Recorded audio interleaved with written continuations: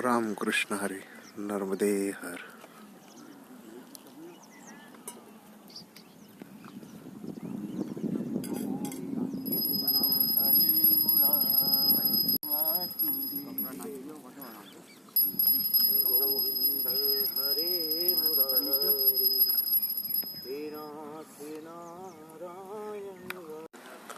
रामकृष्ण हरी नर्मदे हर ही आहे शालिवान आश्रम, जे की नर्मदा तटावरती अगदी दक्षिण तटावरती महेश्वरच्या एकदमच अपोजिट साईडला आहे.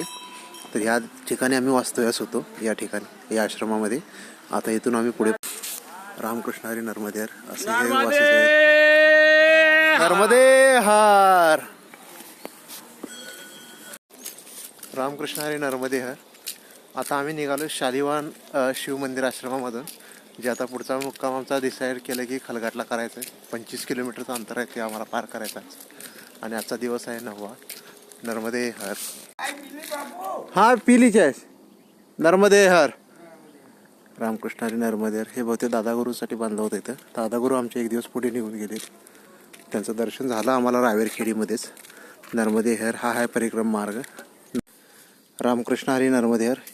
हे अशा केळीचे बाग आहेत वाटामध्ये खूप, आणि बऱ्याच शेतकऱ्यांनी असे बांधावरती केळीचे घडं टाकलेले असतात, जे की त्याच्यामध्ये पिकलेले बघून केळी परिक्रमासाठी खातात. खास करून परिक्रमा अवस्थेसाठीच ठेवलेलं आहे, जे की किंवा जे वाटेवरचे वाटसरू आहेत त्यांच्यासाठी विशेष करून ठेवलेले आहेत असे केळीचे घट्टे. बरेच जण पिकलेले केळी, आम्ही पण त्यातले 2-3 केळी बघतोय पिकलेले. तोच आता आमचा नाश्ता होईल सकाळचा. नर्मदे हर. नर्मदे हर. रामकृष्ण हरी नर्मदे हर. आम्ही आहोत आता बलगावच्या जवळ. रामकृष्ण हरी नर्मदे हर. आम्ही आहोत आता बलगावच्या जवळ. इथं बघतोय तर दुहेरी केळीच्या बाग आहेत पूर्ण, म्हणजे केळीच्या वाटातूनच चाललो आम्ही. बगल तिकडे केळी, कापूस याचं उत्पन्न खूप घेतलं जातं या ठिकाणी. आणि बगल तिथे केळी, आणि बरेच शेतकरी वाटेवरती केळीचे घट काढून ठेवतात, जे की परिक्रमावासासाठी खाण्यासाठी विशेष करून. तर आमचा हा सकाळचा नाश्ता तोच झालाच. इथं काही शेतकऱ्यांनी ठेवले होते, त्यातले 2-4 केळी काढून खाल्ले आम्ही गडावरचेच, वाटावरचे. आणि आम्ही मातश्री नर्मदे हर. रामकृष्ण हरी. रामकृष्ण हरी. जय जय रामकृष्ण हरी. रामकृष्ण हरी. जय जय रामकृष्ण हरी. नर्मदे हर. रामकृष्ण हरी नर्मदे हर. इथं आहे श्री अन्नपूर्णा आश्रम. स्वामी श्री राघवानंदजी महाराजांची तपस्थली आहे, जे की शारदेश्वर महादेव मंदिरच्या इथं आहे. वैदिक गुरुकुल पण आहेत आणि गोशाळा आहे. हे असे मार्गक्रम दाखवले असतात, वाट दाखवलेले असतात.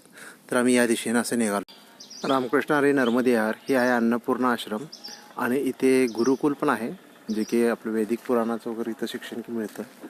आणि इथं आता आम्ही बालभोग घेतला. बालभोग म्हणजे इकडे नाश्ता म्हणलं, जे परिक्रमेमध्ये जे नाश्ता दिला जातो आपल्याला, म्हणजे बालभोग म्हणजे परिक्रमेमध्ये जे नाश्ता आपण करतो आपण न्याहारी, त्याला बालभोग म्हणून इथं म्हणलं जातं.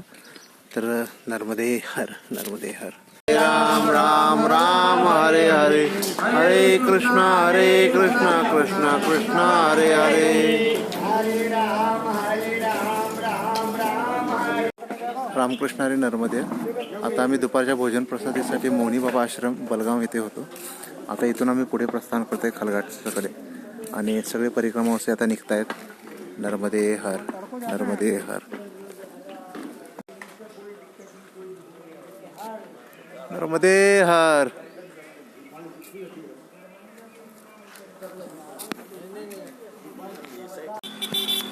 रामकृष्ण हरी नर्मदे हर.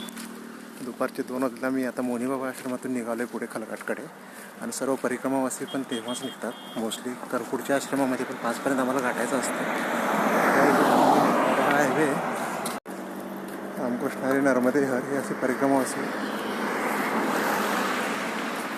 पूर्ण दुपारी निघतात.